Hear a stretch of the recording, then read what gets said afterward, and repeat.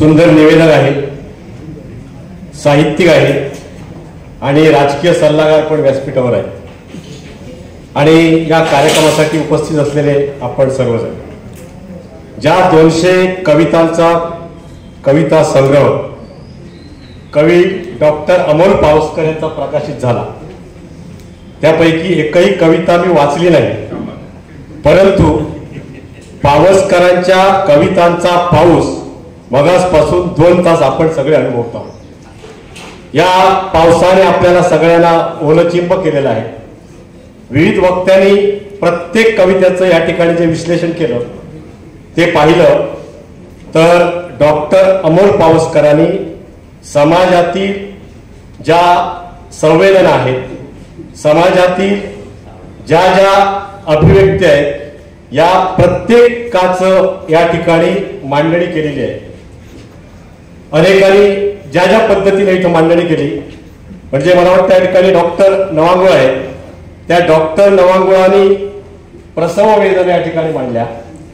आणि आता तर तुमच्यापासून प्रेरणा घेऊन बहुतेक डॉक्टर निगुडकरांनी कविता करावी, मला वाटतं ही पेपरची हेडलाईन होऊ शकते। त्यामुळे निगुडकरांनी कविता केली याचं श्रेय जसं निगुडकरांना आहे तसंच ते तुम्हाला आहे।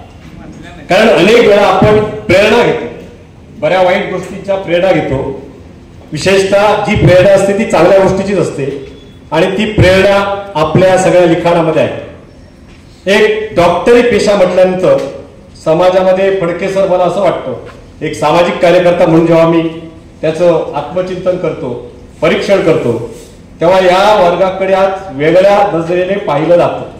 हे मी ऐकतो, वाचतो, त्यावरून सांगतो, तुम्हाला दोष देत नाही, त्याला कारण वेगवेगळे असू शकतात, परंतु हाच डॉक्टर या संवेदना, ह्या वेदना समाजाच्या सगळ्या वर्गाच्या, म्हणजे कांडर सर जे या ठिकाणी बोलत होते, कांडर सरांची लेखणी, कांडर सरांचे विचार, कांडर सरांची मांडणी ही निश्चितपणे शोषित वर्गाची होती।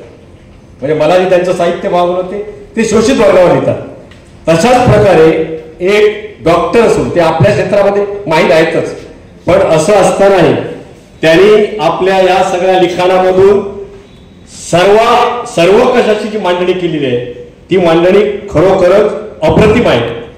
मला वाटतं डॉक्टरने आता कविता केल्या, पण ज्या आपल्या सगळ्या या सहजीवनामध्ये, म्हणजे तुमचं लग्न कधी झालं मला माहित नाही, त्या सहजीवनामध्ये ज्या कादंबरीचा आपण अनुभव घेतला ती एक कादंबरी आपण लिहावी अशी अपेक्षा व्यक्त करतो आणि थांबतो। जय हिंद, जय भारत।